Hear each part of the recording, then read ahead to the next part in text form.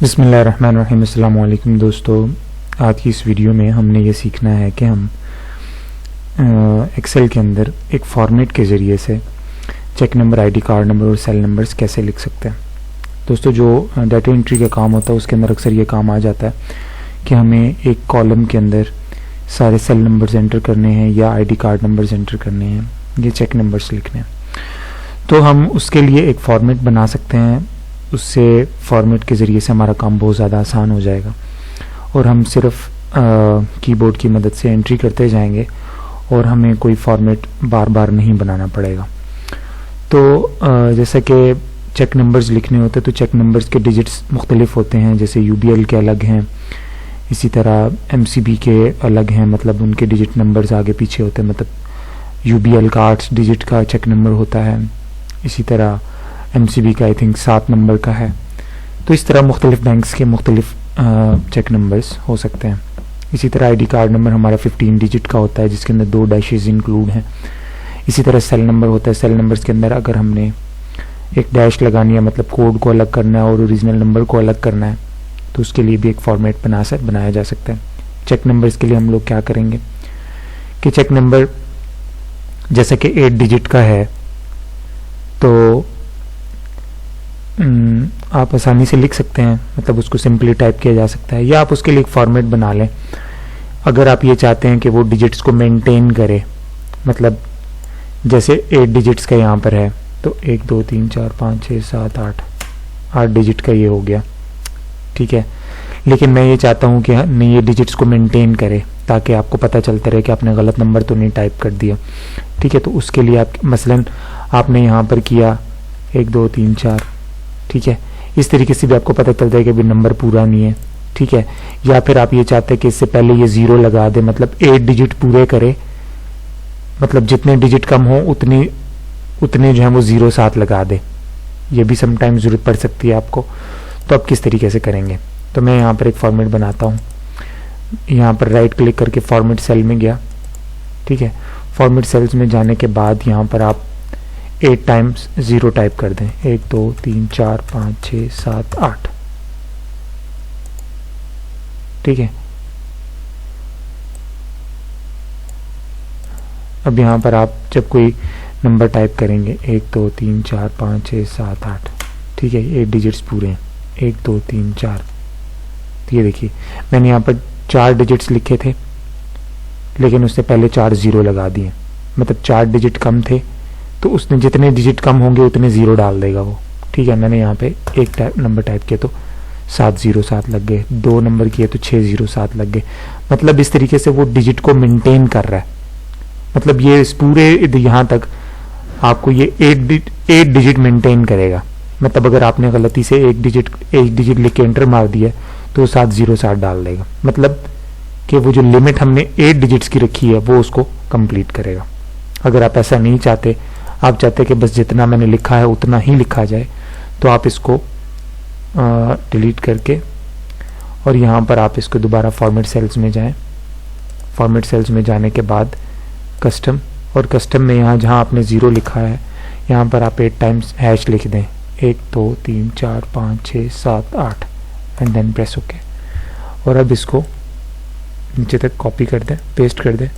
अच्छा, अब यहाँ पर आप लिखेंगे तो जितने डिजिट्स आप लिखेंगे 1 2 3 4 5 6 7 8 8 1 2 3 4 1 2 1, तो जितने डिजिट्स आप लिखेंगे उतने डिजिट्स वो मेंटेन करेगा। तो आप इस हिसाब से देख सकते हैं कि आपको कितने डिजिट्स मेंटेन करना है, ठीक है। अच्छा, अब चेक नंबर की तो बात हो गई पूरी। अब बात करते हैं आईडी कार्ड नंबर की। आईडी कार्ड नंबर के लिए हमारे पास 15 डिजिट हमें चाहिए होते हैं, तो हम उसको कैसे मेंटेन कराएंगे, ठीक है। तो उसके लिए वही फॉर्मेट सेल्स में जाएं। तो यहाँ पर क्या है कि एक मतलब 15 डिजिट होते हैं ना, तो 1 2 3 4 5, ठीक है। उसके बाद एक डैश, फिर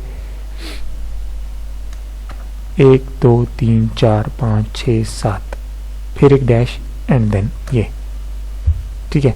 अब ये क्या करेगा कि ये डिजिट्स को मेंटेन नहीं करेगा, ठीक है, क्योंकि मैंने हैशेस डाल दिए। हैश जो है वो डिजिट्स को मेंटेन नहीं करता, 0 जो है वो डिजिट्स को मेंटेन करता है, ठीक है। अब ओके, एंड देन यहाँ नीचे तक मैंने इसको पेस्ट कर दी, यानी यहाँ पे इस पूरे कॉलम में हमने सिर्फ आईडी कार्ड नंबर्स लिखने हैं। तो यहाँ पर मैं आईडी कार्ड नंबर लिखता हूँ,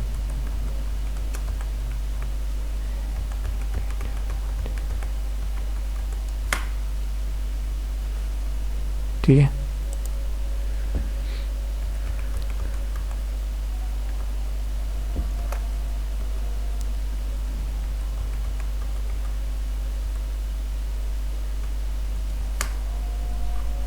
सॉरी, उसका वो नीचे फॉर्मेट पेस्ट नहीं हुआ, मैं दोबारा करता हूँ, सॉरी, उसका जो फॉर्मेट है वो पेस्ट नहीं हुआ।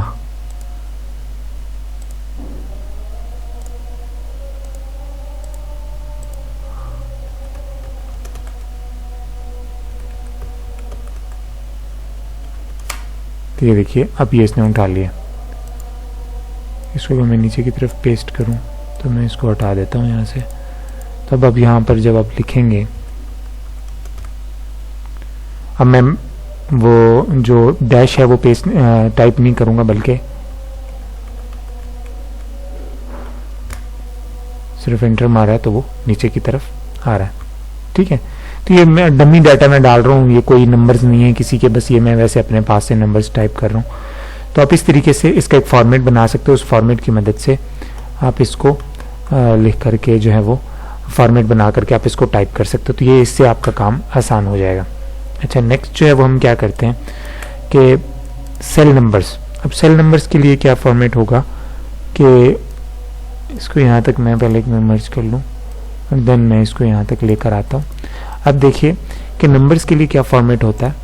हम इसको फॉर्मेट सेल्स में जाएंगे उसी तरीके से कस्टम, और यहाँ पर जो है वो हमने डिजिट्स को मेंटेन करना है तो 0 डाल दें, अगर मेंटेन नहीं करना तो हैश डाल दें। तो यहाँ पर 1 2 3 4 और उसके बाद हमारा 7 नंबर का ओरिजिनल नंबर होता है, 1 2 3 4 5 6 7, दैट्स इट। ये नंबर्स को मेंटेन नहीं करेगा, ठीक है। तो यहाँ पर आप डाल सकते हैं, ठीक है, मतलब से 1 2 3 4 5 6 7।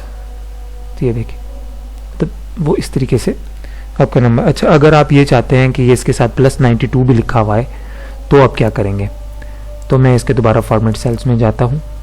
यहाँ जब मैंने यहाँ डाला है, अब यहाँ पर मैं क्या करूँगा, +92 लिख दूंगा, +92, उसके बाद 1 2 3, देन ये फिर 1 2 3 4 5 6 7, दैट्स ओके। अब देखिए ये लिखा हुआ आ गया ना, मतलब उसके साथ +92 खुद ब खुद लिखा हुआ आएगा। अब मैं इसको जब नीचे की तरफ पेस्ट करूंगा, हटा देता हूं मैं इसको। अब मैं यहाँ पर सिर्फ नंबर लिख रहा हूँ 0301 694041। तो ये देखिए, ठीक है। इसी तरह 0302 1 2 3 4 5 6 7, दैट्स इट। एंटर करते जाएंगे, वो खुद ब खुद इसका फॉर्मेट बनाता जाएगा। तो ये तरीका है, आप इस तरीके से फॉर्मेट पहले बना लीजिए, सेट कर लीजिए। अब मुझे ये +92 बार बार नहीं लिखना पड़ेगा, बस मैं नंबर टाइप करूंगा और वो खुद ब खुद उस फॉर्मेट में चला जाएगा। जीरोस अगर आपने मेंटेन करने, आप चाहते हैं कि एक लिमिट है नंबर्स की, वो उसको मेंटेन करके रखे, तो आप कस्टम फॉर्मेटिंग में जीरोस को यूज करेंगे। और अगर आप ये चाहते हैं कि नहीं, मुझे नंबर मेंटेन नहीं करना, बल्कि जितना टाइप करूं उतना लिखा हुआ नजर आए, तो आप हैश का इस्तेमाल कीजिएगा, इंशाल्लाह आपको कोई मसला नहीं होगा। उम्मीद करूंगा कि आज का ये लेसन आपको समझ में आया होगा, आपने कुछ सीखा होगा। अगर आपने कुछ सीखा है और आपको लगता है कि ये वीडियो अच्छी लगी है, आपने कुछ सीखा, तो इसको ज़रूर अपने दोस्तों के साथ शेयर कीजिएगा और वीडियोस को एक लाइक ज़रूर दे दीजिएगा। अगर आप कुछ कहना चाहते हैं, आप कमेंट सेक्शन में जाकर के लिख सकते हैं, कोई सवाल है आप पूछ सकते हैं, इंशाल्लाह आपको उसका जवाब मिलेगा। नेक्स्ट वीडियो में आपसे मुलाकात होगी, तब तक अपना बहुत ख्याल रखिएगा। अल्लाह हाफिज़।